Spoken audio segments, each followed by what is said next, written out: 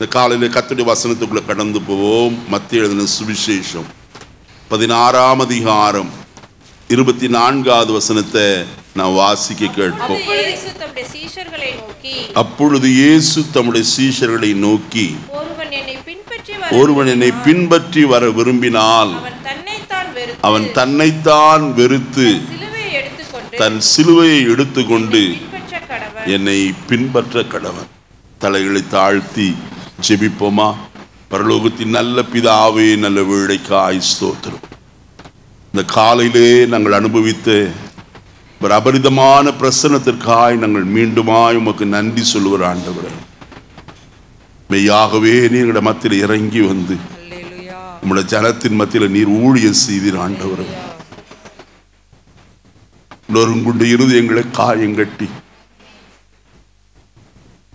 உடைந்து போன உள்ளங்களை குணமாக்கி இருக்கிறதற்காய் ஸ்தோத்திரம். வியாதிகளும் பலவீனங்களும் நீக்கி பரிசுத்த பிரசன்னத்தினாலே அவளுக்கு விடுதலையை தந்திருக்கிறதற்காய் ஸ்தோத்திரம். இந்த காலையிலே மீண்டும் தொடர்ந்து எங்களோடு நீர் ஊழியம் செய்வீராக. உங்களுடைய வார்த்தைகள் நாங்கள் பெற்று அவைகளை ஆண்டவரே எங்களுடைய வாழ்க்கையில செயல்படுத்த எங்களுக்கு உதவி செய்யும். ஒவ்வொரு இருதயங்களும் இந்த காலை வழியில திறக்கப்படுவதாக. நீதியாடு இருதயத்தை திறந்த கர்த்தர் அன்றைக்கு சீஷருடைய மனதை திறந்து வேத வாக்கியம் அவருடைய இருதயத்தில் கொழுந்து விட்டு எரியும்படியாய் செய்தவர் இன்றைக்கும் அப்படியே செய்யும்படியாய் ஜெபிக்கும். உடைய வசனத்தின் தியானிக்கையில அனல் மூண்டது என்று எழுதப்பட்டிருக்கிறதே, ஒரு அனல் உள்ள ஜீவிதம் ஜீவிக்கத்தக்கதாய் எங்களுக்கு உம்முடைய அனல் நிறைந்த வசனங்கள் கடந்து செல்லட்டையா. அடியனை மறைத்து கொள்ளும், உம்மை மாத்திரம் உயர்த்த உதவி செய்யும். மீட்பர் நாமத்தில் வேண்டிக் ஒரு நல்ல பிதாவே, ஆமென். மீண்டும் இந்த வசனத்தை வாசிக்கலாம். அப்பொழுது தம்முடைய சீஷர்களை நோக்கி, ஒருவன் என்னை பின்பற்றி வர விரும்பினால் அவன் தன்னைத்தான் வெறுத்து தன் சிலுவை எடுத்துக்கொண்டு என்னை பின்பற்ற கடவன். கடந்த வாரத்திலே இந்த வசனத்திலிருந்து ஒரு காரியத்தை சிந்திக்க நேர்ந்தது. கிறிஸ்துவுக்கு சீஷனாய் இருக்கிறவன் முதலாவது செய்ய வேண்டிய காரியம் தன்னைத்தான் என்ன செய்ய வேண்டும்? வெறுக்க வேண்டும். ஒரு வெறுப்பு நம்முடைய வாழ்க்கையில காணப்பட வேண்டும் என்று நான் உங்களோடு சொன்னேன். அப்பொழுதுதான் ஆண்டவரை நாம் என்ன செய்ய முடியும்? பின்பற்ற முடியும். ஒரு வெறுப்பு இல்லாதபடிக்கு நாம் ஆண்டவரை பின்பற்ற இயலாது என்பதை நாம் நன்றாய் அறிந்து கொள்ள வேண்டும். அப்ப எதை வெறுக்க வேண்டும் என்று சொல்லி நான் ஒரு காரியத்தை மட்டும் உங்களோடு சொல்ல நேர்ந்தது. சங்கீதம் 94:10 வாசித்தோம். கர்த்தரில் அன்பு கூறுகிறவர்களே, தீமையை வெறுத்து விடுங்கள். முதலாவது நாம் வெறுக்க வேண்டிய காரியம் தீமையான காரியங்களை வெறுக்க வேண்டும். கர்த்தருக்கு ஒரு நல்ல பெயர் ஒன்று உண்டு. தீமையை பார்க்க மாட்டாத சுத்த கண்ணன் என்று பெயர். அவர் தீமையை வெறுக்கிறவர், அருவருக்கிறவராய் காணப்படுகிறவர். தீமையான காரியம் நம்மிடத்திலே காணப்படாதபடிக்கு இந்த உலக வாழ்க்கையில தீமைகளை வெறுத்து தள்ள வேண்டியது அவசியம். வசனத்திலே நான் வாசிக்கும் போது பாவத்தின் மேல் ஒரு வெறுப்பு நமக்கு வர வேண்டும். அந்த வெறுப்பு இருக்குமானால் நாம் பாவத்தை ஜெயிக்க முடியும். பாவத்தின் இச்சைகளை கொண்டு வருகிற பிசாசின் வல்லமைகளையும் நாம் மேற்கொள்ள முடியும் என்பதை நாம் நன்றாய் அறிந்து கொள்ள வேண்டும். இந்த நாளிலே உங்களோடு சில காரியத்தை மட்டும் நான் சொல்ல கர்த்தருடைய நாமத்தினாலே நான் தீர்மானித்திருக்கிறேன். அதற்கு ஆதாரமாக கர்த்தருடைய வேதத்திலிருந்து ஒரு வசனத்தை நான் வாசிக்க கேட்போம். சங்கீதம் 119 113வது வசனத்தை நான் வாசிக்கலாம். 119 113. வீண் சிந்தனைகளை நான் வெறுத்து உம்முடைய வேதத்தில் பிரியப்படுகிறேன். நம்ம எல்லாரும் ஆவிக்குரியவர்களாய் காணப்படுகிறோம். கிறிஸ்துவின் விலையேற பெற்ற இரத்தத்தினாலே நாம் கழுவப்பட்டு பரிசுத்தமாக்கப்பட்டு நீதிமான்களாய் கர்த்தருடைய ஆலயத்திலே கர்த்தரை ஆராதிக்கும்படிக்கு வந்திருக்கிறோம். நம்முடைய எதிர்பார்ப்பு பிரத்தியாசை, நம்முடைய நம்பிக்கை என்னவென்று சொன்னால், நம்மை ரட்சித்த நம்முடைய மணவாளனாய் இயேசு சீக்கிரமாய் நம்மை சேர்த்து கொள்ளும்படிக்கு அவர் ஆகாயத்தில் இறங்கி வருவார் என்பதுதான். அந்த நம்பிக்கை இருக்கிறவர்கள் கரங்களை உயர்த்தி ஒரு அல்லேலூயா சொல்லுவோமா? என்னை மீட்டு கொள்ளும்படிக்கு, இந்த பாவ உலகத்திலே இருந்து என்னை மீட்டு கொண்டவர், முழுமையாய் இந்த பாவ உலகத்திலே இருந்து என்னை தம்முடைய ராஜ்யத்தில் பரிசுத்த ராஜ்யத்தில் சேர்த்து கொள்கிறவராய் காணப்படுவார். கலாத்தியருக்கு எழுதின நிருபத்திலே நான் வாசிக்கும் போது கர்த்தருடைய வசனம் இப்படியாய் சொல்லப்பட்டிருக்கிறது. 1ஆம் அதிகாரம் 4வது வசனத்தை வாசிக்கலாம். அவர் நம்மை இப்பொழுது இருக்கிற பொல்லாத பிரபஞ்சத்தினின்று விடுவிக்கும்படி நம்முடைய பிதாவாகிய தேவனுடைய சித்தத்தின்படியே நம்முடைய பாவங்களுக்காக தம்மை தாமே ஒப்பு கொடுத்தார். கிறிஸ்துவினுடைய மேன்மையான ஒரு காரியம், தம்முடைய ஜனங்களை இந்த பொல்லாத பிரபஞ்சத்தினின்று அவர் என்ன செய்கிறவர்? விடுவிக்கிறவராய் காணப்படுகிறார். இது முதலாவது விடுதலை அல்லது முதலாவது ரட்சிப்பு. எதிலே இருந்து? பொல்லாத பிரபஞ்சம். பிரபஞ்சம் என்றால் உலகம். இந்த உலகம் யாருக்குள்ள இருக்கிறது? பொல்லாங்கனாய பிசாசுக்குள்ள கிடக்கிறது. அவன்தான் இன்றைக்கு ஆளுகை செய்கிறவனாய் காணப்படுகிறார். மனுஷரை பாவ கயிறுகளினாலே கட்டி தன்னுடைய பிள்ளைகளாய் அடிமைத்தனத்திற்கு உட்படுத்தி வைக்கிற நிலைகள் இன்றைக்கு காணப்படுகிறது. ஆனால் இயேசுவோ இந்த பொல்லாத பிரபஞ்சத்தினின்று நம்மை என்ன செய்திருக்கிறார்? விடுதலை ஆக்கி இருக்கிறார். எத்தனை பேர் விடுதலை ஆக்கப்பட்டிருக்கிறோம்? பாவத்திலே இருந்து, சாபத்திலிருந்து, பொல்லாத பிரபஞ்சத்திலிருந்து கர்த்தர் நம்மை விடுதலை ஆக்கி இருக்கிறார். இனி அவர் விடுதலை ஆக்க வேண்டிய மற்றொரு காரியம் ஒன்று உண்டு. எபிரேயருக்கு எழுதின நிருபம் 9ஆம் அதிகாரத்திற்கு நான் வருகிற வேளையில கர்த்தருடைய வசனம் அங்கே இப்படியாய் சொல்லப்பட்டிருக்கிறது. வாசிப்போமா? 27 வாசிக்கலாம். அன்றியும் ஒரே தரம் மரிப்பதும் பின்பு நியாய தீர்ப்படைவதும் மனுஷருக்கு நியமிக்கப்பட்டிருக்கிறபடியே கிறிஸ்துவும் அநேகருடைய பாவங்களை சுமந்து தீர்க்கும்படிக்கு ஒரே தரம் பலியிடப்பட்டு தமக்காக காத்து கொண்டிருக்கிறவர்களுக்கு ரட்சிப்பை அருளும்படி 2ஆம் தரம் பாவம் இல்லாமல் என்ன செய்வார்? தரிசனமாவார். அதுதான் கர்த்தருடைய வருகையாய் காணப்படுகிறது. அப்பொழுது இந்த பொல்லாத உலகத்திற்கு டாட்டா பை பை சொல்லி என்ன செய்வோம்? கர்த்தருடைய ராஜ்யத்திற்கு கடந்து போவோம். இயேசு சொன்னாரே, என் பிதாவின் வீட்டில் அநேக வாசஸ்தலங்கள் உண்டு, அப்படி இல்லாதிருந்தால் நான் உங்களுக்கு சொல்லி இருப்பேன். நான் போய் ஒரு ஸ்தலத்தை உங்களுக்காக ஆயத்தம் பண்ண போகிறேன். நான் போய் ஸ்தலத்தை ஆயத்தம் பண்ணின பின்பு நான் இருக்கிற இடத்துல நீங்களும் இருக்கும்படிக்கு நான் மறுபடியும் வந்து உங்களை என்னிடத்தில் என்ன செய்வேன்? சேர்த்து கொள்ளும்படிக்குத்தான் இயேசு சீக்கிரமாய் வரப்போகிறார். அதை குறித்து தான் தேவதூதர்கள் சொன்னார்கள், கலிலேயராகிய மனுஷரே, நீங்கள் ஏன் வானத்தை அண்ணாந்து பார்த்து நிற்கிறீர்கள்? உங்களிடத்திலிருந்து எடுத்துக்கொள்ளப்பட்ட இந்த இயேசுவானவர் எப்படி உங்கள் கண்களுக்கு முன்பாக எழுந்தருளி போனாரோ அப்படியே என்ன செய்வார்? மறுபடியும் வருவார். எதற்கு? தம்முடைய சபையாகிய மணவாட்டியை தம்மோடு சேர்த்து கொள்ளும்படிக்கு. தம்முடைய மணவாட்டியை கர்த்தர் இந்த உலகத்திலேயே வைத்து விடுகிறவர் அல்ல. தம்மிடத்திலே அவர் சேர்த்து கொள்ள அவர் சீக்கிரமாய் வெளிப்பட போகிறார். அப்படி வெளிப்பட போகிறதற்கு முன்பு தேவ ஜனம் இந்த உலகத்தில் வெறுக்க வேண்டிய காரியங்களைத்தான் இந்த நாட்களில் சிந்தித்துக் கொண்டிருக்கிறோம். சங்கீதம் 119 113 வசனத்தில் வாசித்தோம், வீண் சிந்தைகளை நான் வெறுத்து உமது வேதத்தில் எப்படி இருக்கிறேன்?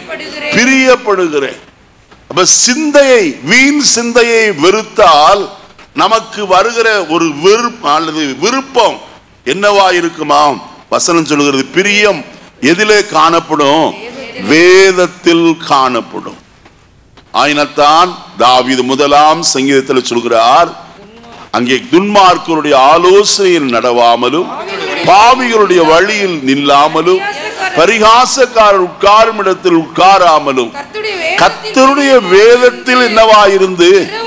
பிரியமாயிருந்து. முதலாவது பிரியம் வேண்டும். அப்பதான் என்ன செய்ய முடியும்? வேதத்தை எடுத்து வாசிக்க முடியும்.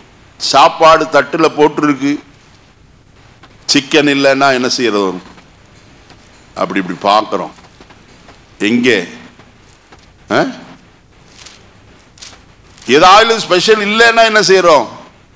சாப்பிட்றதுக்கே பிரியம் இல்லை. ஏதோ கடமைக்கு சாப்பிடணும்னு என்ன செய்யறோம்? 2 வாய் அள்ளி உள்ளுக்குள்ள நுழைச்சிடுறோம். நல்ல கவனிங்க.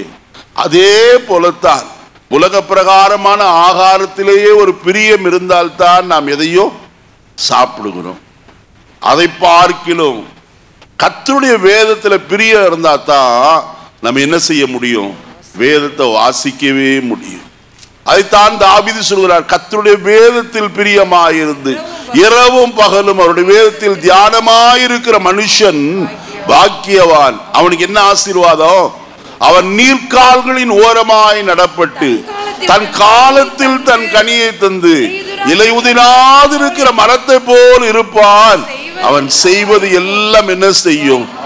அதுக்கெல்லாம் காரணம் என்ன? உம்முடைய வேதத்தில் நான் எப்படி இருக்கிறேன்? பிரியமாய் காணப்படுகிறேன். பாவத்தை வெறுத்து தள்ளினவர்கள் 3 காரியம் அந்த சங்கீதத்தில் சொல்லப்பட்டிருக்கு. முதலாவது நடவாதே, 2வது நில்லாதே, 3வது உட்காராதே. நாம் செய்ய வேண்டிய இந்த 3 காரியம்: நடக்கக்கூடாது, நிக்க கூடாது, உட்காரக்கூடாது.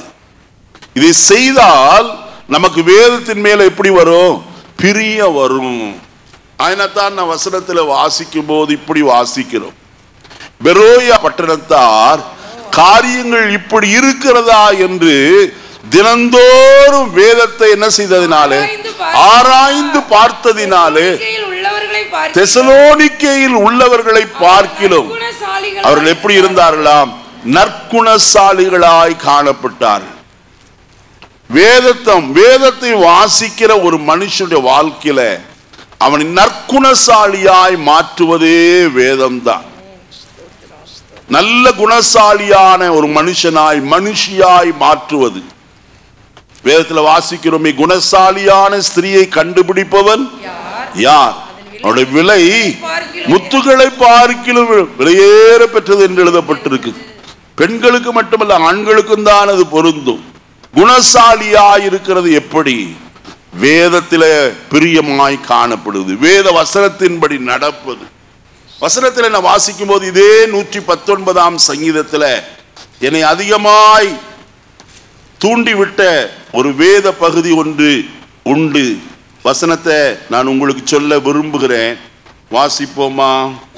சங்கீதம் 119.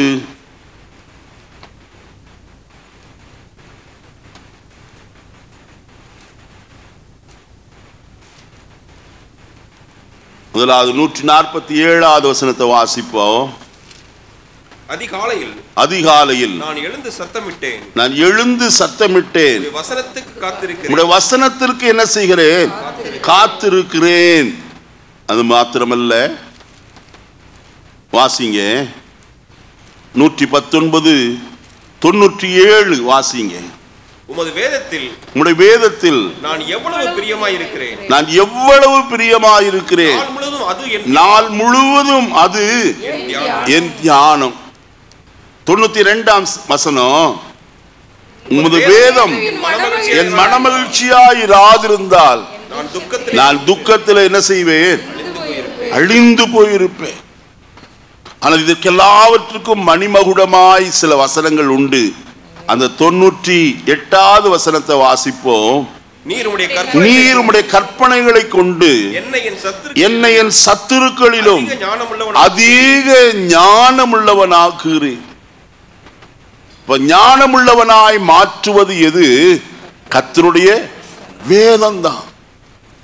எந்த ஒரு மனுஷன் கர்த்தருடைய வேதத்தில் பிரியமாயிருக்கிறானோ அவனை கர்த்தர் அதிக ஞானத்தினால் என்ன செய்வார்?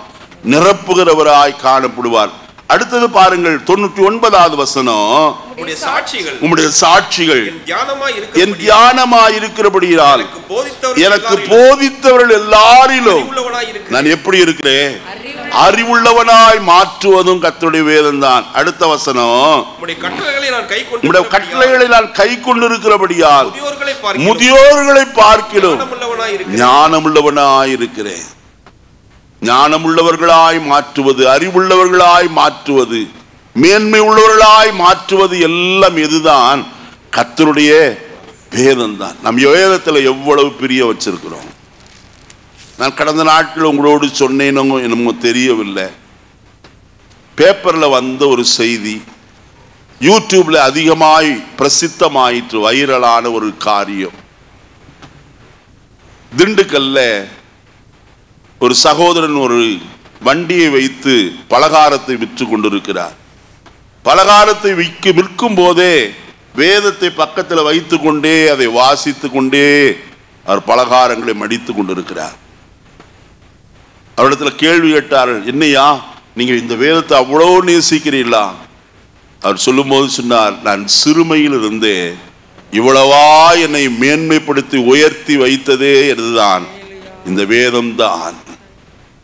அதனால் தான் வேதத்திற்கு நான் முக்கியத்துவம் கொடுக்கிறேன். நான் எப்பொழுதெல்லாம் நான் காணப்படுகிறேனோ, என்ன செய்கிறேனோ, அப்பொழுதெல்லாம் வேதத்தை வாசித்து கொண்டே இருப்பேன். அருமையானே, நம்முடைய ஜீவிதத்தில் வேதத்திற்கு முக்கியத்துவம் கொடுப்போம். நாம் அதை முக்கியப்படுத்தும் போது அது நம்ம என்ன செய்யும்? முக்கியப்படுத்துகிறதாய் காணப்படும். கர்த்தருடைய வசனத்தில் வாசிக்க கேட்டோம், வீண் சிந்தைகளை நான் என்ன செய்து வெறுத்து. அருமையானே, வீணான சிந்தை எது என்று நாம் முதலாவது அறிந்து கொள்ள வேண்டும். கர்த்தருக்கு பிரியமில்லாத சிந்தனை எல்லாம் எதுதான்? வீணான சிந்தனை தான். எபேசியருக்கு நிருபம் 4ஆம் அதிகாரம் 17வது வசனத்தை நாம் வாசிக்கலாம். எபேசியர் 4:17. ஆதலால் கர்த்தருக்குள் நான் உங்களுக்கு சாட்சியாக சொல்லி எச்சரிக்கிறது என்னவெனில், மற்ற புறஜாதிகள் கர்த்தருக்குள் நான் உங்களுக்கு சாட்சியாக சொல்லி எச்சரிக்கிறது என்னவெனில், மற்ற புறஜாதிகள் தன் வீணான சிந்தையில் நடக்கிறது போல நீங்கள் இனி என்ன செய்யாமல் நடக்காமல் இருங்கள். யார் வீணான சிந்தனையில் நடக்கிறார்கள்? புறஜாதி மக்கள். அவங்க காலையில் எந்திரிச்சா அது இல்லை இது இல்லை இதைத்தான் பேசிட்டு இருப்பாங்க. இரண்டாவது காரியம், இனி பிறக்க போற பிள்ளைக்கு இப்பவே அவர்கள் கற்பனையில உலகத்துல காணப்படுவார்கள். பிள்ளை பிறந்துருச்சா அநேகருடைய சிந்தை கல்யாணத்திற்கு ஓடி போயிடும். பிள்ளை படிக்கணும், வாலிபமாகணும், அதற்குரிய வயது வரணும், அதற்கு பிறகுதான் திருமணம். ஆனா பிறந்ததுமே என்னது? சிந்தை இப்படிதான், வீணான சிந்தனை, வேண்டாத சிந்தனை. ஆனா நம்முடைய சிந்தனை வீண் சிந்தனை காணப்படலாகாது. வீணான சிந்தை இருக்குமானால் நமக்குள்ள வருகிற காரியம் என்ன தெரியுமா? கவலையும் கலக்கமுமே வரும். பரிசுத்த லூக்கா எழுதின சுவிசேஷம் 10ஆம் அதிகாரம் 41 வாசிப்போமே. இயேசு அவளுக்கு பிரதியுத்தரமாக, மார்த்தாளே மார்த்தாளே, நீ அநேக காரியங்களை குறித்து கவலைப்பட்டு கலங்குகிறாய். பாத்தீங்களா?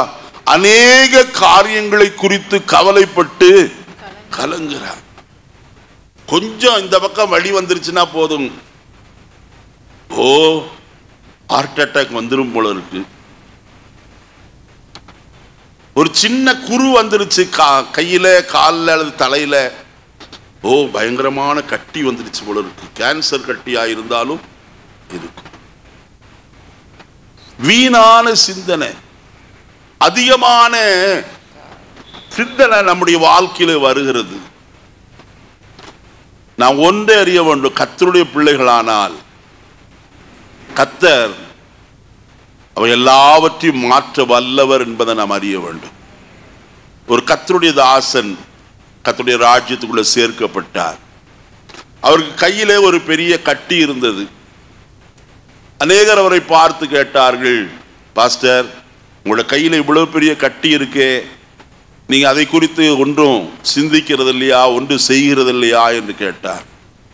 அப்ப அவர் சொன்ன வார்த்தை இவ்விதமாக இருந்தது, அந்த கட்டி இருக்கிற இடத்துல இருக்குது, அது எனக்கு ஒரு தோஷமும் செய்யல, நானும் அதற்கு என்ன செய்யல, யாதொரு தோஷமும் செய்ய விரும்பல. ஏதாவது பண்ணா தானே நான் ஏதாவது செய்யணும், அது இருந்துட்டு போகுது, என் விரல் இருக்கிற மாதிரி அது ஒரு கட்டி இருந்துட்டு போகுதுன்னாராம்.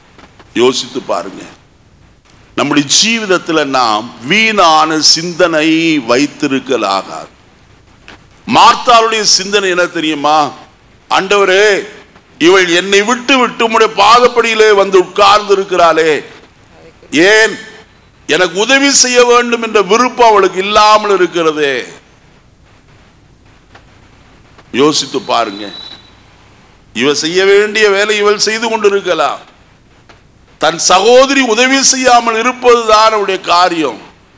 வீணான சிந்தனைக்கு இடம் கொடுத்த போது இயேசு சொல்லுகிறார், நல்ல கவனிங்க, அவள் இயேசுவிடத்துல வந்து இவ்விதமாய் பேசுகிறாள். வசனத்தை வாசிப்போமா?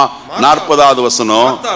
மார்த்தாளோ பற்பல வேலைகளை செய்வதில் மிகவும் வருத்தமடைந்து அவரிடத்தில் வந்து, ஆண்டவரே, நான் தனியே வேலை செய்யும்படி என் சகோதரி என்னை விட்டு வந்திருக்கிறதை குறித்து உமக்கு என்ன இல்லையா? அவரையே பார்த்து கேட்கிறா, உமக்கு கவலையே இல்லையா? இவை எனக்கு உதவி செய்யாமல் இங்க வந்து உட்கார்ந்து இருக்கிறாளே, நீ சொல்லக்கூடாதா போய் சகோதரிக்கு உதவி செய்ய என்று சொல்லி?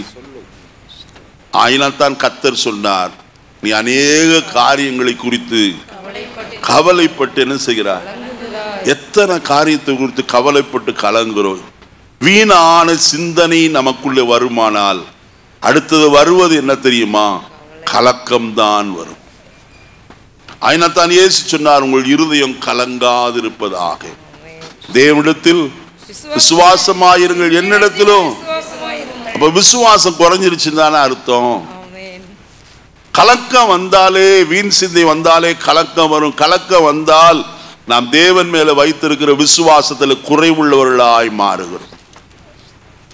அருமையான கர்த்தருடைய ஜனமே, வீண் சிந்தனையில ஒரு காரியம். சங்கீதம் 66 18வது வசனத்தை வாசிப்போம். 66ஆம் சங்கீதம் 18வது வசனம். உன் இருதயத்தில் என் இருதயத்தில் அக்கிரம சிந்தை கொண்டிருந்தேனால் ஆண்டவர் எனக்கு செவிகொடார். பாருங்கள், என்ன சிந்தை? அக்கிரம சிந்தை. பொல்லாதவர்கள் அக்கிரம சிந்தையினால் தங்களுடைய இருதயத்தை நிறைத்து கொண்டிருக்கிறார். என்ன செய்யலாம், ஏது செய்யலாம்? யோபின் புஸ்தகத்தில் இவ்விதமாய் ஒரு சம்பவம் ஒன்று உண்டு. அவர்கள் பகலிலே கண்ணோட்டமிட்டதை இரவிலே போய் திருடுகிறவர்களாய் காணப்படுகிறார்கள். பகலிலே பார்க்கிறார்கள், ராத்திரியிலே அவர்கள் என்ன செய்கிறார்களா? கண்ணமிடுகிறவர்களாய் காணப்படுகிறார்கள். அப்ப அவன் சிந்தையெல்லாம் என்னதான்? இந்த வீட்டில் எப்படி ஆயிலும் திருடணும், இந்த வீட்டில் எப்படி கொள்ளையடிக்கலாம், அதற்காயவன் பிளான் போடுகிறான், திட்டம் தீட்டுகிறான். அருமையானே, அந்த வசனத்தை வாசிங்கம்மா, வசனத்தை சொல்லுங்க. 24:16. அவர்கள் பகலிலே அடையாளம் பார்த்த வீடுகளை இருட்டிலே கண்ணமிடுகிறார்கள், வெளிச்சத்தை அறியார்கள். அப்ப அவங்க பிளான் பண்ணுகிறதே எதுதான்? கொள்ளையடிக்கிறதுக்கு தான். எத்தனையோ நாளாய் சிந்தித்து பேங்க்ல எப்படி போய் கொள்ளையடிக்கலாம், வீட்டை எப்படி கொள்ளையடிக்கலாம். நேற்று தினத்தில் தம்பிக்கு திடீர்னு ஒரு ஃபோன் வந்துச்சு, உங்க கார் இன்சூரன்ஸ் ரெனியூவல் பண்ணுற டைம் ஆயிருச்சு, நீங்க பணம் அனுப்புனீங்கன்னா ஜிபேல நாங்கள் ரெனியூவல் பண்ணி அனுப்ப முடியும். அப்போ தம்பி கேட்டார் காரியங்களை, நீங்கள் எங்கிருந்து ஃபோன் பண்ணுறீங்க, எந்த இன்சூரன்ஸ்ன்ட்டு. நீங்கள் போட்டிருக்க இன்சூரன்ஸ்லேருந்து தாங்க. அப்போ கொஞ்சம் சுதாரித்து கொண்டோம். உடனே நாங்கள் போட்டிருக்கிற இன்சூரன்ஸ் பேரை சொல்லாமல் நான் ஒன்றும் செய்ய முடியாது, நான் கம்பெனிலே நேராக போய் இன்சூரன்ஸை கட்டிக்கிறேன் அப்படின்னதும் உடனே ஃபோனை கட் பண்ணிட்டான். பெண்களை வைத்து விதமான ஏமாற்று வேலை நிறைய நடக்கிறது. யோசித்து பாருங்க, எப்படி ஏமாத்தலாம். இதெல்லாம் என்னதுதான்? வீணான சிந்தனை தான். கர்த்தர் சொல்கிறார், வீண் சிந்தனைகளை நான் என்ன செய்து வெறுத்து உங்களுடைய வேதத்தில் எப்படி இருக்கிற பிரியமாயிருக்கிற. இந்த வீணான சிந்தையில மற்றொரு சிந்தை தான் இங்க சங்கீதம் 66:18 அக்கிரம சிந்தை. அருமையானே, அவர்கள் தங்கள் படுக்கையில் அக்கிரமத்தை என்ன செய்கிறார்கள்? யோசித்து கொண்டே இருக்கிறார்கள். அவன் நினைவுகள் எல்லாம் பொல்லாப்பு செய்ய வேண்டும் என்பதே. அருமையான கர்த்தருடைய ஜனமே, இன்னைக்கு நம்முடைய ஜீவிதத்தில் ஒரு விசை கூட நாம் இவ்விதமாய் திருடவோ அல்லது கொள்ளையடிக்கவோ நாம் போகிறது இல்லை. ஆனால் வீணான சிந்தனை, வேண்டாத சிந்தனை நமக்குள்ள வருகிறது. நம்முடைய பிள்ளைகள் வீட்டுக்கு வர தாமதமானால் நம்ம உடனே சிந்திக்கிறோம், ஐயோ எங்க போனானோ தெரியலையே, என்னாச்சோன்னு தெரியலையே. ஒரு பதற்றம். அதற்கு பதிலாய் செய்ய வேண்டிய காரியம், ஆண்டவரே என் பிள்ளை கடந்து போயிருக்கிறான், நீர் அவனை பாதுகாப்பா என்ன செய்யும், வீட்டுக்கு கொண்டு வார். பதட்டம் நமக்கு எதற்கு? வீணான சிந்தனை. ஒருவேளை ஆக்சிடென்ட் ஆயிடுச்சோ, அவன் ஹெல்மெட் போட்டு வந்தானோ, வண்டியில பெட்ரோல் இருந்துச்சோ, எதுக்கு இதெல்லாம் சிந்தனை? நம்முடைய சிந்தனையை சீர்படுத்த வேண்டியது அவசியமான ஒரு காரியம். கர்த்தர் கொடுத்த பிள்ளைகள் என்றுதான் கர்த்தருடைய வேதம் சொல்லுகிறது. வசனத்தை வாசிங்களே. நான் எங்கேயோ போகிறேன், ஆனால் வருவேன் திரும்ப இந்த வசனத்திற்கு. ஏசாயா தீர்க்கதரிசியின் புஸ்தகம், ஏசாயா தீர்க்கதரிசியின் புஸ்தகம்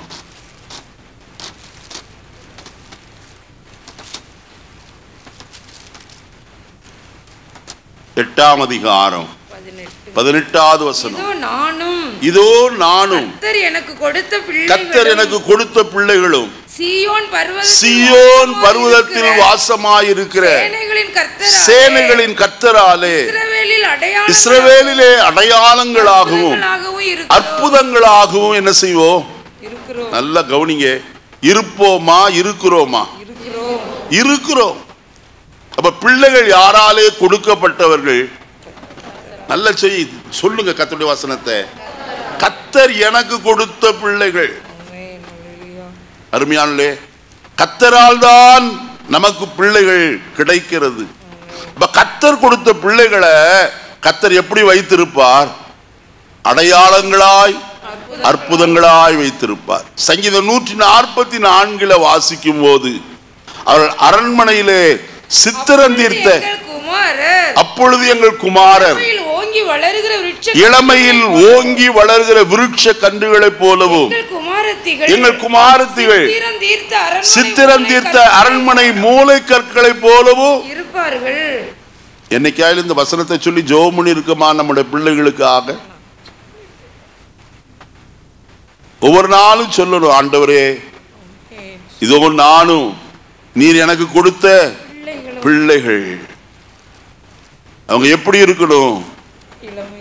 இளமையிலே ஓங்கி வளர்கிற விருட்ச கன்றுகளை போல, சித்திரம் தீர்த்த அரண்மனை மூளை கற்களை போல காணப்படணும். ஆண்டவரே, என்னைக்காயிலும் ஜெபம் பண்றோமா நம்முடைய பிள்ளைகளுக்கு? நமக்காகவே ஜெபம் பண்றது இல்லை, சும்மா பொதுவா பொதுவா ஆண்டவரே ஆசீர்வதியும். எப்படி கர்த்தர் ஆசீர்வதிப்பார்? ஆண்டவரே என்னை ஆசீர்வதியும். தலையில கை வச்சு ஜெபம் பண்ணுங்க. ஆண்டவரே, இந்த ஆவி ஆத்துமா சரீரம் உமக்கு சொந்தமானது. இந்த சரீரத்தில் காணப்படுகிற பலவீனங்களை மாற்று.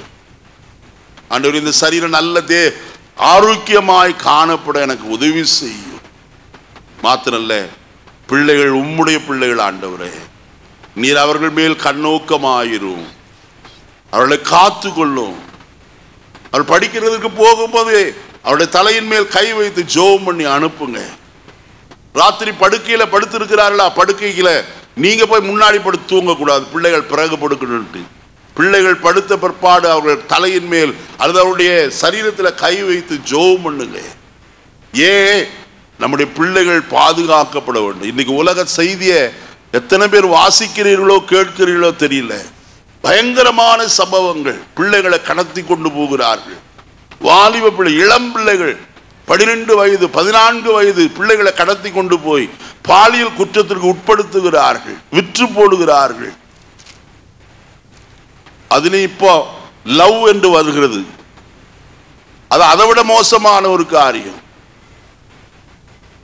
கல்யாணத்துக்கு முன்னாடியே லவ், அது ஜவ்வு மாதிரி இழுத்துட்டு போகுது. கர்த்தருடைய வேதம் சொல்லுகிறத கவனிங்க. வாசிப்போமா? ஆதியாகமத்தின் புஸ்தகம் 24ஆம் அதிகாரம் கடைசி வசனத்தை வாசிங்க. ஆதியாகமம் 24 கடைசி வசனம். அப்பொழுது ஈசாக்கு ரெபெக்காளை தன் தாய் சாராளுடைய கூடாரத்திற்கு அழைத்து கொண்டு போய் அவளை தனக்கு மனைவி ஆக்கி கொண்டு நேசித்தான். எப்போ லவ் பண்ணிட்டு அப்புறம் மனைவி ஆக்கல? அப்படிதானே இருக்கு. சொல்லுங்க, இல்ல இன்னும் சைலண்டா இருக்கீங்க. மனைவி ஆக்கிட்டு தான் லவ்வே வந்துச்சு. இன்னைக்கு லவ் எப்போ வருது? முன்னாடி வருது. அதனால எத்தனை விபரீதம் நடக்குது. ஜாக்கிரதையா இருப்போம். வாலிப பிள்ளைகள், வாலிப தம்பிமார், இதுல ஜாக்கிரதையா இருக்க வேண்டும். கர்த்தருக்கு பிரியமில்லாத எந்த காரியத்தையும் நாம் செய்யலாகாது. ஏன் சொல்லுகிறேன்? கர்த்தருடைய வேதத்தின் பிரின்சிபலை நாம் கடைபிடிக்கிறவர்கள், வசனத்தின்படி நடக்கிற மக்கள், வசனத்தின்படி தான் நடக்கணும். இந்த லவ்ங்கிறதெல்லாம் உணர்ச்சி வசப்பட்டு நடக்கிற காரியம். அரும்பு மீசையே முளைக்கல, ஆனா லவ். அடுத்தவன் பைக்கை வாங்கிட்டு வந்து அப்படி பண்ணி இப்படி பண்ணி, அது என்னமோ சொல்றாங்களே முன்னாடி வீலிங்கா, வீலிங். நான் பார்க்குறேன் இங்கே நிறைய நடக்குது. இந்த ஸ்கூல்ல இருந்து வர பசங்க வீலிங் பண்றாங்க.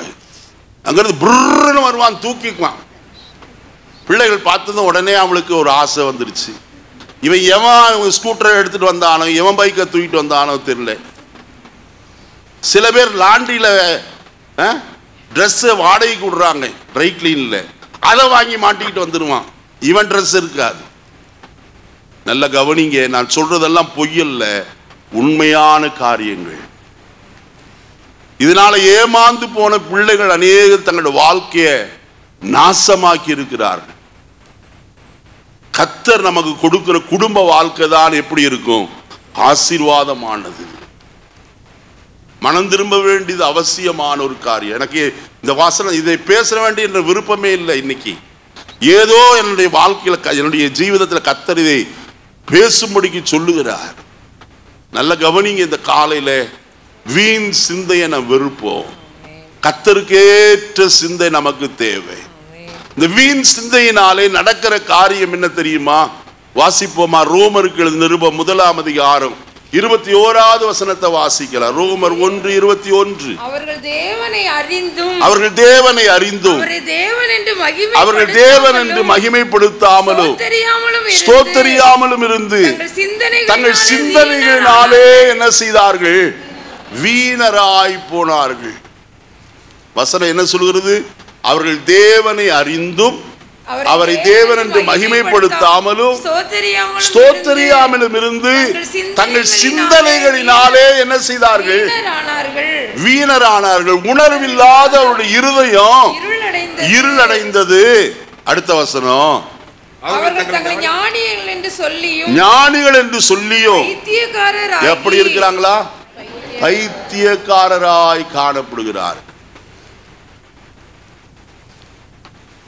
வீண் சிந்தை வருமானால் இருதயம் என்ன செய்யும்? இருளடைந்து போகும். கர்த்தருக்கேற்ற சிந்தை இருக்குமானால் கர்த்தரை துதிப்போம், ஸ்தோத்தரிப்போம். அருமையானே, இந்த காலையிலே நான் கர்த்தருடைய வசனத்தை தியானித்து கொண்டிருந்த போது 26ஆம் சங்கீதம் கடைசி வசனம் என் இருதயத்தில் அதிகமாய் பேசிட்டு, என் கால் செம்மையான இடத்திலே நிற்கிறது, சபைகளிலே நான் உம்மை என்ன செய்வேன். இந்த வார்த்தை என்னை அதிகமாய் தொட்டது. மறுபடியும் வாசித்தேன். சபைகளிலே நான் என்ன செய்வேன், உம்மை துதிப்பேன். தேவ சபைக்கு வருவதே எதற்கு? கர்த்தரை துதிக்கும்படியாகத்தான்.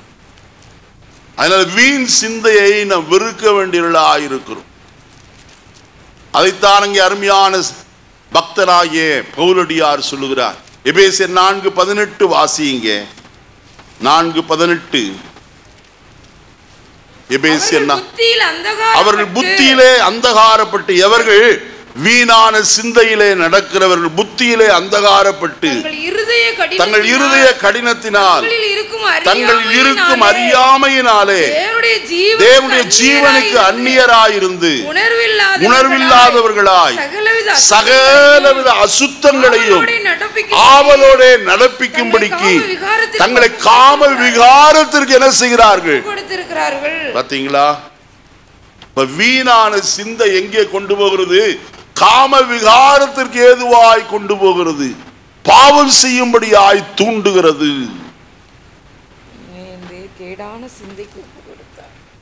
பேப்பர்ல வாசிக்கிறோம், 2 வருஷம் லவ் பண்ணேங்கிறான், கடைசியில் அந்த பிள்ளையை கெடுத்து போடுறான். இன்னைக்கு காலையில் ஒன்று வாசித்து துண்டம் துண்டமா வெட்டி தலையை கிணற்றுல போட்டு சரீரத்தை எல்லாம் ஒவ்வொரு இடத்துல தூக்கி எறிஞ்சு கொஞ்சம் சரீரத்தை குளத்துக்குள்ள வீசினானா. எவ்வளவு பயங்கரம்! கர்த்தருடைய பிள்ளைகளே, நம்முடைய பிள்ளைகளுக்காய் நாம் அதிகமாய் கண்ணீரோடு செபிக்க வேண்டிய ஒரு காலகட்டம். நான் பயமுறுத்துகிறேன் என்று சொல்லி நீங்க நினைக்க வேண்டாம். பாஸ்டர் வசனம் பேசாம இதை பேசிட்டு இருக்கீங்களே, இது முக்கியமான ஒரு காரியம். இன்னைக்கு அவசியம் அறிந்து கொள்ள வேண்டிய காரியம். இன்னைக்கு சொல்லாமல் இருக்கிறதுனால தான் இன்னைக்கு அநேகருடைய வாழ்க்கை தீதாய் போய் கொண்டிருக்கிறது. பெற்றோரே, கண் சாடையாய் காணப்படாதிருங்கள். உங்கள் பிள்ளைகளை கவனியுங்கள். வாலிப வயது வந்தாலே சைக்காலஜியில் சொல்லுது இவ்விதமாய், ஒரு பிள்ளை சும்மா இப்படி இப்படின்ட்டே இருப்பாளாம்.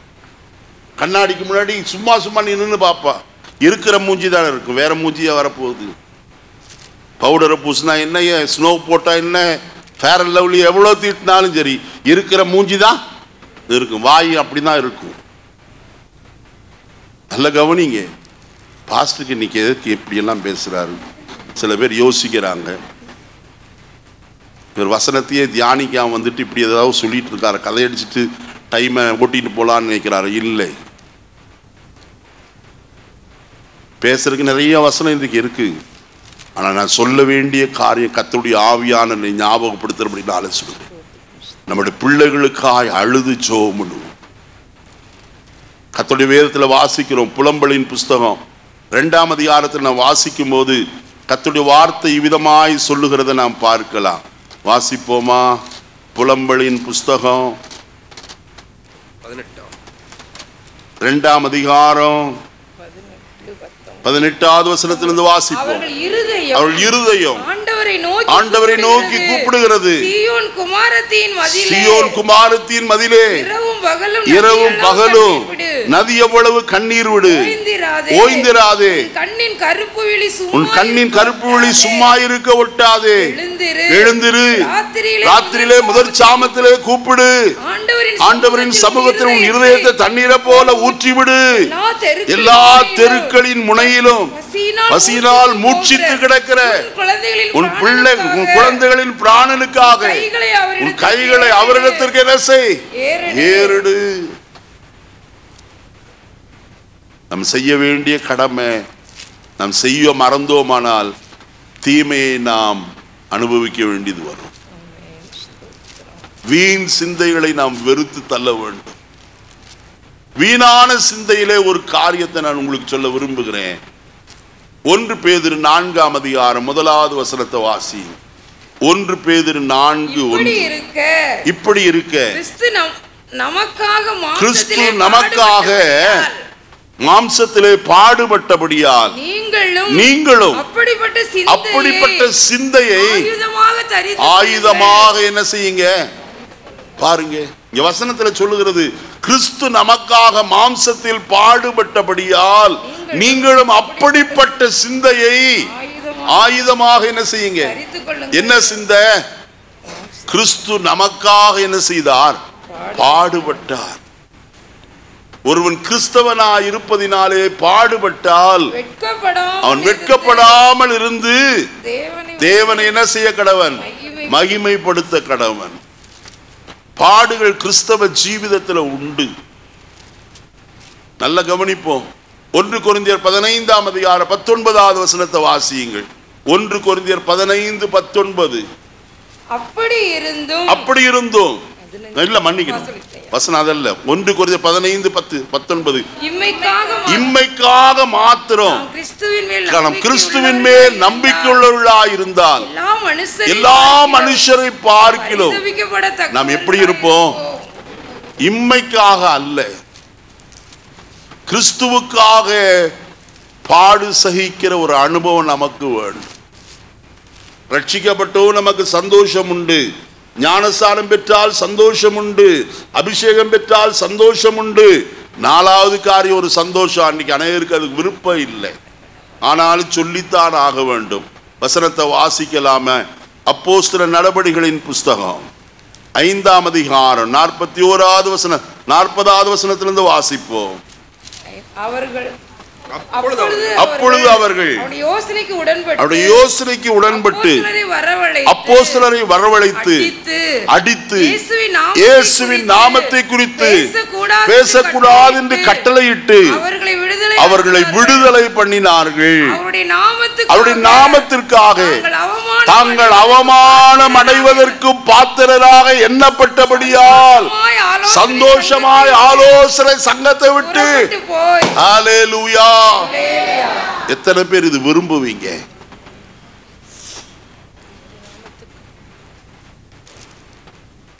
கிறிஸ்துவுக்காய் அவமானப்பட்ட போது அவங்க கூப்பிட்டு வச்சு என்ன செய்யறாங்க? அடிச்சாங்களாம். இந்த நாமத்தை குறித்து பேசக்கூடாது என்று உறுதியாய் கட்டளையிட்டார்கள்.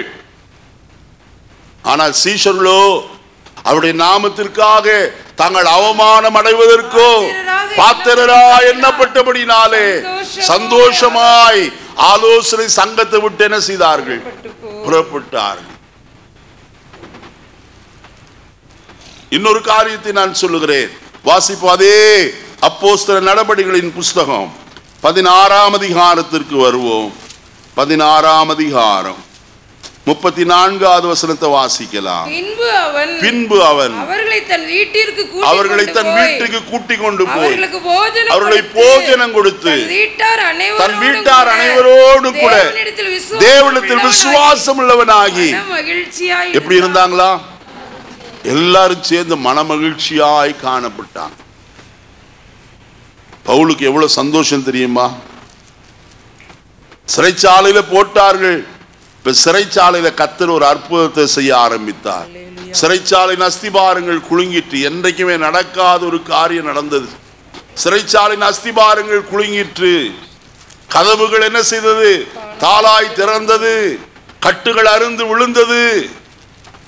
சிறைச்சாலை தலைவன் தன்னை தற்கொலை செய்யும்படியாக பட்டயத்தை எடுத்துக்கொண்டான். பவுல் சொல்லுகிறார், நீ உனக்கு ஒரு கெடுதியும் செய்து கொள்ளாதே, நாங்கள் எல்லாரும் இங்கே எப்படி இருக்கிறோம்? பத்திரமாயிருக்கோம். ஏன்னா பவுல் அன்றைக்கு ராத்திரி கர்த்தரை பாடி துதி செய்ததை அத்தனை கைதிகளும் கேட்டார்கள். அவர்களுக்குள்ள ஒரு பெரிய சந்தோஷம். இந்த அற்புதத்தை கண்டபோது அவர்களுக்கு ஓடி போக அவர்களுக்கு மனதில்லை.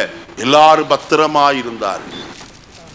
அன்றைக்கு சிறைச்சாலை தலைவன் இவர்களை வீட்டுக்கு அழைத்து கொண்டு போய் அவருடைய காயங்களை அவர்கள் ஞானஸ்நானம் பெற்று அவருக்கு பின்பு காயங்களை கட்டி அவர்கள் வீட்டாரோடு கூட எப்படி இருந்தார்களாம்? மனமகிழ்ச்சியாய் காணப்பட்டார். என்னை கேட்கிற அருமையான கர்த்தருடைய ஜனமே, கர்த்தருக்காய் பாடு சகிப்பதும் ஒரு சந்தோஷம். அதில் இருக்கிற சந்தோஷம் வேற எதிலே இல்லை. இந்த காலையில் நான் ஒன்று சொல்ல விரும்புகிறேன். வீணான சிந்தனை என்ற காரியத்தில் நான் இன்னும் ஒரு 10 நிமிஷம் மட்டும் நான் பேசி நிறைவு செய்ய விரும்புகிறேன். வாசிப்போமே. மார்க் எழுதின சுவிசேஷம் 8ஆம் அதிகாரம் 31வது வசனத்திலிருந்து வாசிப்போம். மார்க் 8:31 வாசி. அல்லாமலும் மனுஷகுமாரன் பல பாடுகள் பட்டு 30 பிரதான ஆசாரியராலும் வேதபாரகராலும் ஆகாதவன் என்று தள்ளப்பட்டு கொல்லப்பட்டு 3 நாளைக்கு பின்பு உயிர்த்தெழுந்திருக்க வேண்டியது என்று அவர்களுக்கு போதிக்க தொடங்கினார். இந்த வார்த்தையை அவர்கள் தாராளமாக சொன்னார்.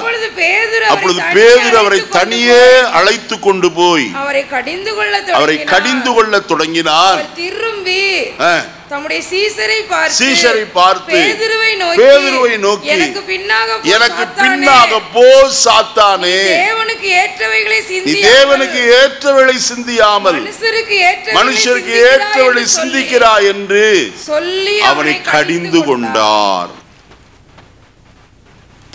நல்ல கவனிங்க.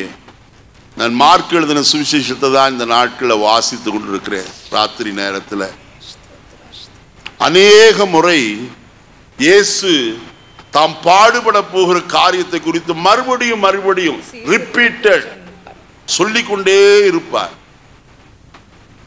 பேதுருக்கு அது ரொம்ப சங்கடமா இருந்துச்சு போல இருக்கு. ஒரு நாள் பார்த்தாரு, இயேசுவை தனியே அழைத்து கொண்டு போய் அவரை பார்த்து சொல்கிறார், ஆண்டவரே இது உமக்கு அங்க வசனத்தை பாருங்க. வசனத்தில் என்ன சொல்கிறார்? அழைத்து கொண்டு போய் அவரை கடிந்து கொள்ள தொடங்கினார். என்ன கடிந்து கொண்டான்? நான் யோசித்து பார்த்தேன், என்னதான் கடிந்து கொண்டான்? மத்தேயு எழுதின சுவிசேஷம் 16ஆம் அதிகாரம் 21வது வசனத்திலிருந்து வாசி. அது முதல் இயேசு தாம் எருசலேமுக்கு போய் 30 பிரதான ஆசாரியராலும் வேதபாரகராலும் பல பாடுகள் பட்டு கொலையுண்டு 3ஆம் நாளில் எழுந்திருக்க வேண்டும் என்பதை தம்முடைய சீஷர்களுக்கு சொல்ல தொடங்கினார். அப்பொழுது பேதுரு அவரை தனியே அழைத்து கொண்டு போய், ஆண்டவரே இது உமக்கு நேரிடக்கூடாது, இது உமக்கு சம்பவிப்பது இல்லை என்று அவரை கடிந்து கொள்ள தொடங்கினார். மார்க் சொல்றார் கடிந்து கொண்டான் என்றுதான். மத்தேயு தான் தெளிவாய் சொல்கிறார் 2 வார்த்தை. இது உமக்கு நேரிடக்கூடாது, நடக்கக்கூடாது ஆண்டவரே. 2வது இது உமக்கு சம்பவிப்பது இல்லை. ஒரு பெரிய தீர்க்கதரிசி மாதிரி சொல்றார், இது உமக்கு சம்பவிக்காது. ஆனா இயேசு இந்த உலகத்திற்கு எதற்கு வந்தார்? தம்முடைய ஜீவனை கொடுக்கவும் ஜனத்தை என்ன செய்யும்படி ரட்சிக்கவும் தான் கடந்து வந்தார். அவர் இந்த உலகத்திலே தம்மையே தியாக பலியாய் கொடுக்கும்படியாய் தான் கடந்து வந்தார். வசனத்தை வாசிக்கலாமா? ரோமருக்கு எழுதின நிருபம் 8ஆம் அதிகாரம் 3வது வசனத்தை வாசிப்போம். அது எப்படி எனில் மாம்சத்தினாலே பலவீனமாயிருந்த நம்மை பலவீனமாயிருந்த நியாயப்பிரமாணம் செய்யக்கூடாததை தேவனே செய்யும்படிக்கு தம்முடைய குமாரனை பாவ மாம்சத்தின் சாயலாகவும் பாவத்தை போக்கும் பலியாகவும் அனுப்பி மாம்சத்திலே பாவத்தை ஆக்கினைக்குள்ளாக தீர்த்தார். இங்க வசனத்துல வாசிக்கிற ஒரு வார்த்தை அனுப்பி என்று எழுதப்பட்டிருக்கிறது. எதற்கு பிதாவாகிய தேவன் குமாரனாகிய இயேசு கிறிஸ்துவை இந்த உலகத்திற்கு அனுப்பினார்? நமக்கு நன்றாய் தெரியும்.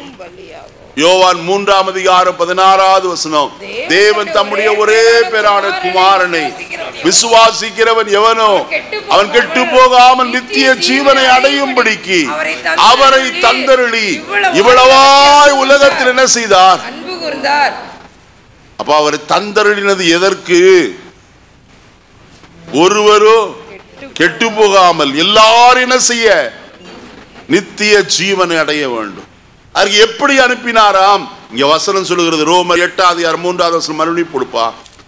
மாம்சத்தினாலே பலவீனமாயிருந்த நியாயப்பிரமாணம் செய்யக்கூடாததை தேவனே செய்யும்படிக்கு தம்முடைய குமாரனை பாவ மாம்சத்தின் சாயலாகவும் பாவத்தை போக்கும் பலியாகவும் என்ன செய்தார்? அப்ப அவர்தான் பாவத்தை போக்குற பலி. அவர் அல்லாதபடிக்கு வேறு எந்த வகையிலும் பாவம் என்ன செய்யாது. இந்த உலகத்தின் மானிடருடைய பாவம் போகவே போகாது. பலியாக அவரை அனுப்பினார். யோசித்து பாருங்க. அப்படி அனுப்பப்பட்டவருடைய ஜீவிதத்தில் பேதுரு இடையே புகுந்து சொல்கிறான், இது உமக்கு என்ன செய்யக்கூடாது, சம்பவிக்க கூடாது, இது உமக்கு நேரிடக்கூடாது. அப்ப எதற்கு விரோதமாய் இருக்கிறார்? தேவ சித்தத்திற்கு விரோதமாய் காணப்படுகிறவன். புரிஞ்சிருச்சா? தேவனுடைய சித்தம் என்ன? இயேசுவை, தம்முடைய குமாரனாய் இயேசுவை இந்த உலகத்தில் பாவ மாம்சத்தின் சாயலாய் பாவத்தின் போக்கும் பலியாக சிலுவையிலே அவரை பலியாய் ஒப்பு கொடுப்பது பிதாவாகிய தேவனுக்கு சித்தமாயிருந்தது. தேவ சித்தத்திற்கு விரோதமாய் பேதுரு நின்றார். இந்த பேதுருவை குறித்து இதே 16ஆம் அதிகாரத்தில் நல்ல சாட்சியை நாம் பார்க்கலாம். அதை சொல்லிவிட்டு இப்பொழுது வருகிறேன். வசனத்தை வாசிப்போமா? மத்திய எழுதின சுவிசேஷம் 16ஆம் அதிகாரத்திற்கு வருவோம். வாசிப்போம். முதலாவது இயேசு 15வது வசனத்தை வாசிக்கிறேன். அப்பொழுது அவர், நீங்கள் என்னை யார் என்று சொல்லுகிறீர்கள் என்று கேட்டார்.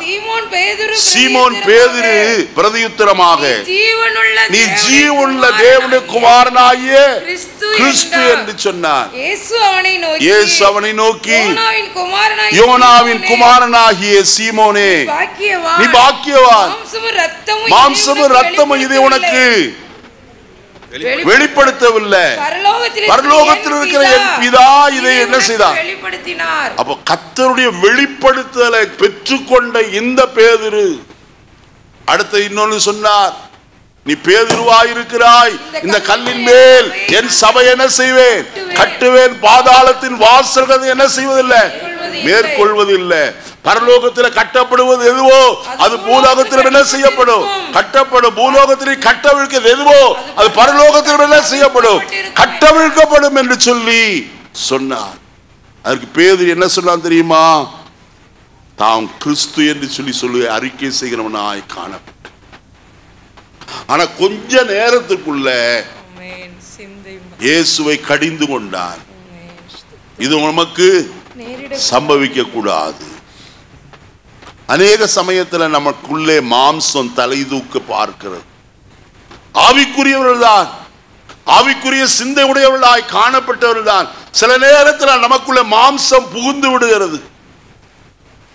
பாராட்டப்பட்டால் பேதுருவே உண்மையில்தான் கர்த்தர் சபையை கட்டப்போகிறார் என்று சொல்லி கர்த்தருடைய வசனத்தில் வாசித்தோம்.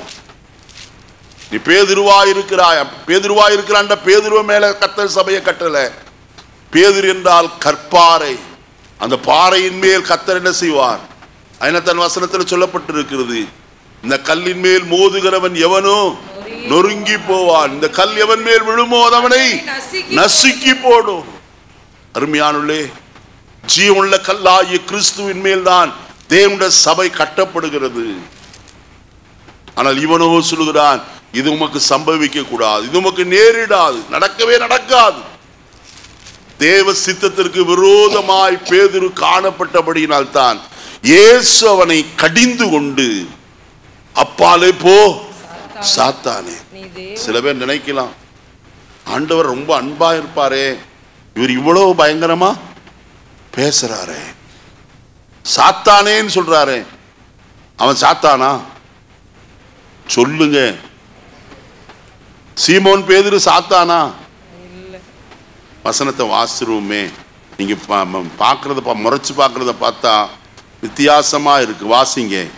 மார்க் எழுதின சுவிசேஷம் 3ஆம் அதிகாரம் 13வது வசனத்திலிருந்து வாசிக்கலாம்.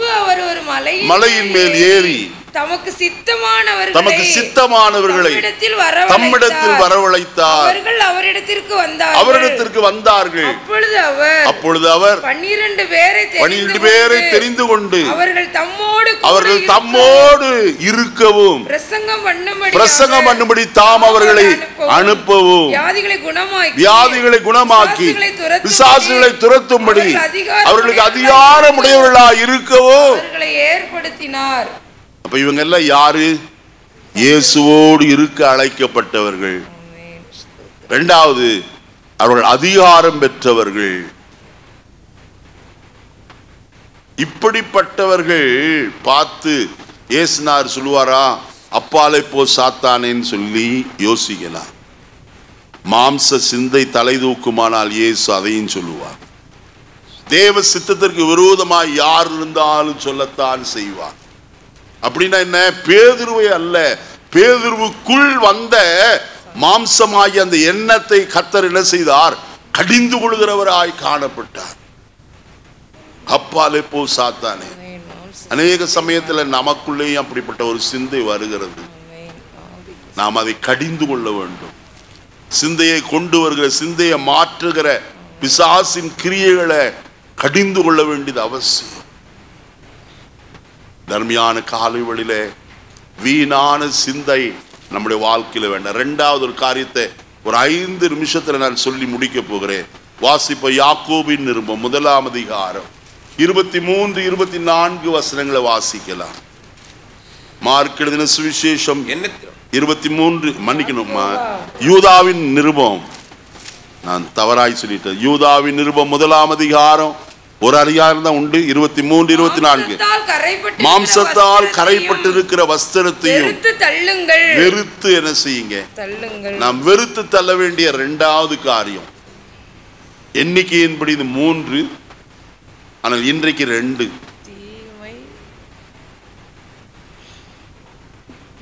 மாம்சத்தால் கரைப்பட்டிருக்கிற வஸ்திரத்தை என்ன செய்யுங்க?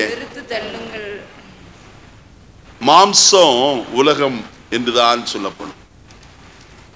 இன்னும் சொல்ல போனால் மாம்சத்தின் கிரியைகள் வெளியரங்கமாய் இருக்கின்றன. அவை யாவன? விபசாரம், வேசித்தனம், அசுத்தம், காம விகாரம், பொருளாசை. ஒரு பெரிய பட்டியலே அங்க சொல்லப்பட்டிருக்கிறது. கலாத்தியருக்கு நிருபம் 5ஆம் அதிகாரத்துல 19வது வசனத்திலிருந்து நாம் அதை வாசிக்கலாம். அதெல்லாம் என்னவா இருக்கிறது? மாம்சத்தின் கிரியை. 1 யோவான் 2ஆம் அதிகாரம் 14வது வசனத்திலிருந்து வாசிக்கும் போது, பிதாக்களே ஆதி முதல் இருக்கிறவரை நீங்கள் அறிந்திருக்கிறதினால் உங்களுக்கு எழுதி இருக்கிறேன். 16வது வசனத்திலிருந்து வாசிங்கம்மா. ஏனெனில் மாம்சத்தின் இச்சையும் கண்களின் இச்சையும் ஜீவனத்தின் பெருமையுமாய் இவைகள் எல்லாம் பிதாவினால் உண்டானவைகள் அல்ல, அவைகள் உலகத்தில் உண்டானவைகள். உலகமும் அதன் இச்சையும் ஒளிந்து போ. தேவனுடைய சித்தத்தின்படி செய்கிறவனோ என்றென்றைக்கும் என்ன செய்வான்? நிலைத்திருப்பான். நல்ல கவனிங்க. மாம்சத்தால் கரைப்பட்டிருக்கிற வஸ்திரம் என்று சொன்னால் பாவம் என்பதுதான் அர்த்தம். கர்த்தராகிய இயேசு கிறிஸ்து நமக்கு ஒரு வஸ்திரத்தை தந்திருக்கிறார். வேதத்தில் வாசிக்கும் போது ஏசாயா 61ஆம் அதிகாரம் 10வது வசனத்துல இப்படி சொல்லப்பட்டிருக்கிறது. மணவாளன் ஆபரணங்களினால் தன்னை அலங்கரித்துக் கொள்வதற்கும் மணவாட்டி நகைகளினால் தன்னை சிங்காரித்துக் கொள்வதற்கும் ஒப்பாக அவர் ரட்சிப்பின் வஸ்திரத்தை எனக்கு. அப்போ எதற்கு நமக்கு கொடுக்கப்பட்டிருக்கிற வஸ்திரம் எது? ரட்சிப்பின் வஸ்திரம். இந்த வஸ்திரத்தை காத்து கொள்ள வேண்டியது அவசியம். நம்முடைய ரட்சிப்பாகிய வஸ்திரத்தை காத்து கொள்கிறோமா? வேதத்துல ஏறக்குறைய அநேக வஸ்திரங்களை குறித்து எழுதப்பட்டிருக்குது. நான் சொல்லி கொண்டு போக நேரம் இல்லை. மத்திய எழுதின சுவிசேஷம் 22ஆம் அதிகாரத்துல கல்யாண வஸ்திரம் என்று எழுதப்பட்டிருக்கிறது.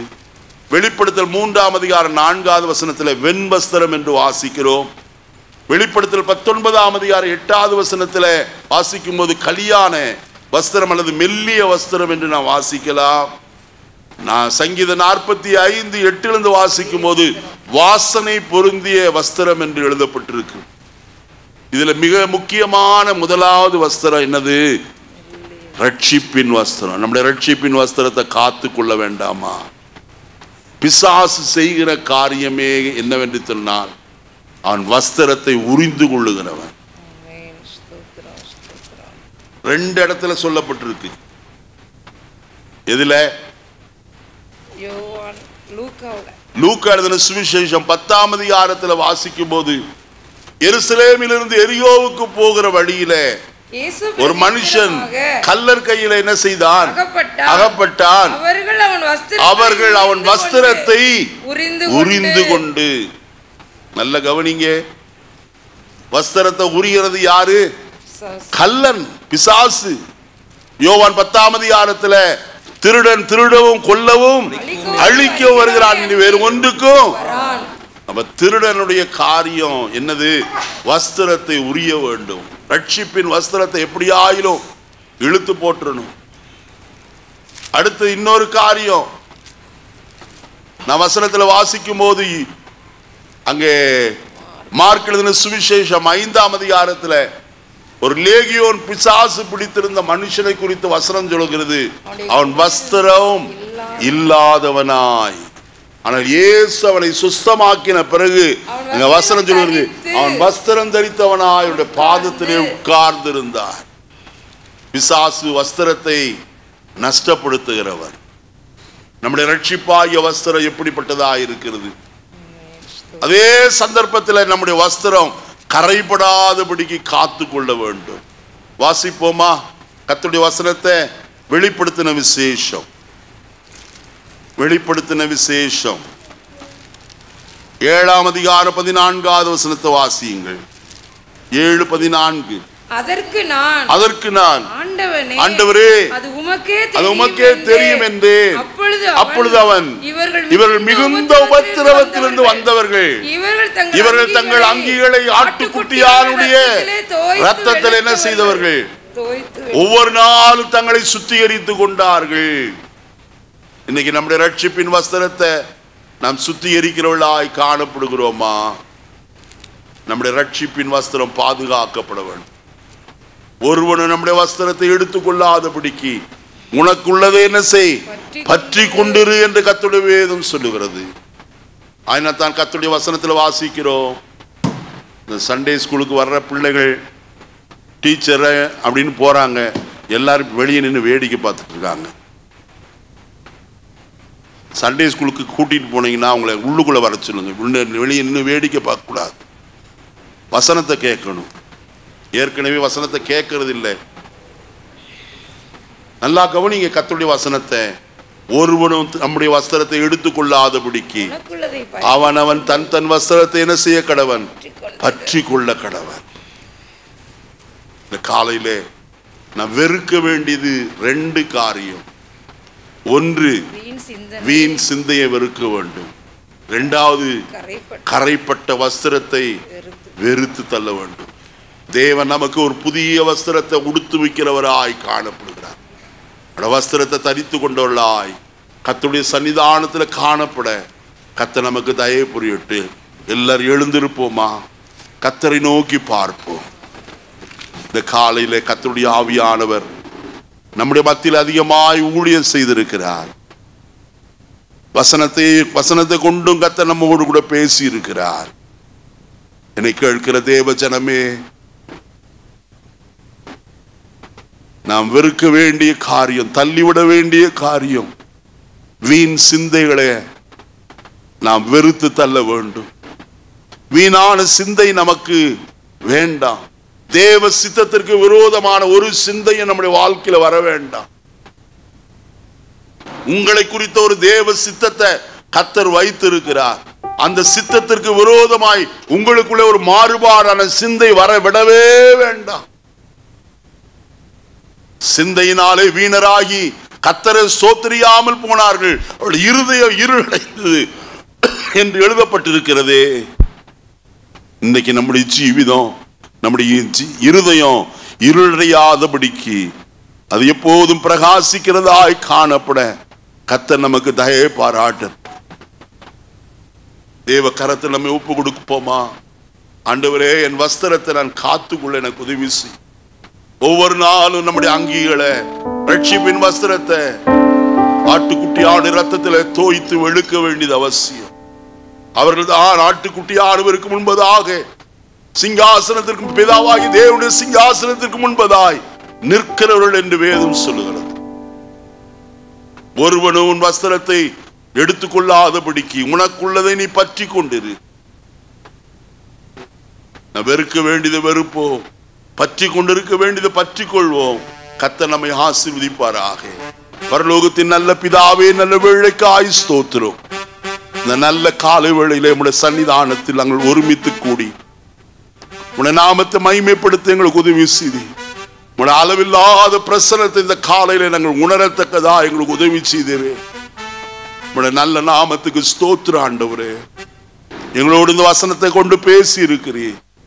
வீண் சிந்தைகளை நாங்கள் வெறுக்கவும், உலகத்தால் கரைப்பட்ட வஸ்திரத்தை நாங்கள் வெறுத்து தள்ளவும் வேண்டும் என்று எங்களோடு இடைப்பட்டதற்காக ஸ்தோத்திரம். தொடர்ந்து கர்த்தருடைய ஆவியானவர் எங்களோடு இடைப்படுவீராக. எங்களை தாழ்த்தி உம்முடைய கரத்தில் ஒப்பு கொடுக்கிறோம். உம்முடைய கரத்தில் எங்களை தத்தம் செய்கிறோம். இயேசுவின் நாமத்தில் பிதாவே, ஆமென்.